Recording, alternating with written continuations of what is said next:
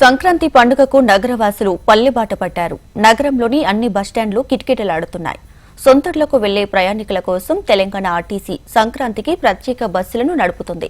ప్రతి ప్రయాణికుడిని క్షేమంగా గమ్యస్థానానికి చేర్చడమే లక్ష్యంగా ఆర్టీసీ పనిచేస్తుందన్న ఆర్టీసీ అధికారితో మా ప్రతినిధి Priyanka face to face.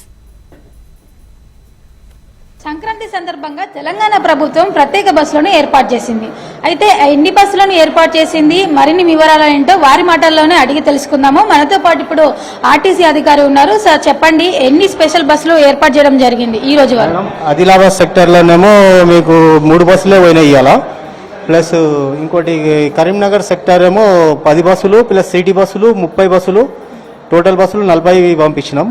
Plus Nizamabad సెక్టర్కి ఏమో 6 బస్సులు ప్లస్ సిటీ బస్సులు 2, ప్లస్ మెదక్ సెక్టర్కి ఏమో 13 బస్సులు స్పెషల్గా పంపించినాం. ఉన్న ట్రాఫిక్ని ఎక్స్ట్రా బస్సులు పెట్టి అన్ని క్లియర్ చేస్తున్నాం. ఓకే సార్, బయట రష్ ఎక్కువగా ఉంది కదా పబ్లిక్ ని, సో మీరు ఎలా కంట్రోల్ చేస్తున్నారు వారిని అందరినీ? ఈ స్పెషల్ బస్సులు ఎక్స్ట్రా పెట్టి ఎక్స్ట్రా సూపర్వైజర్లను పెట్టి వాళ్ళని అందరినీ కంట్రోల్ చేస్తున్నాం మేడం. ఏమి ఇబ్బంది లేకుండా చేస్తున్నాం మేడం.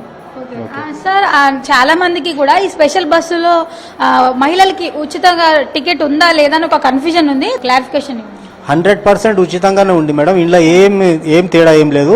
యాజ్ టీజ్ గా ఎక్స్ప్రెస్ బస్సుల వరకు వాళ్ళకందరికీ ఫ్రీగానే పంపిస్తున్నాం మేడం.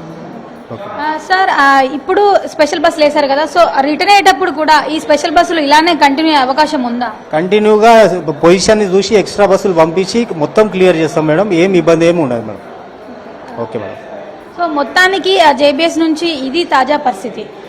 వీడియో జర్నలిస్ట్ ప్రసాద్తో ప్రియాంక, HMTV, హైదరాబాద్.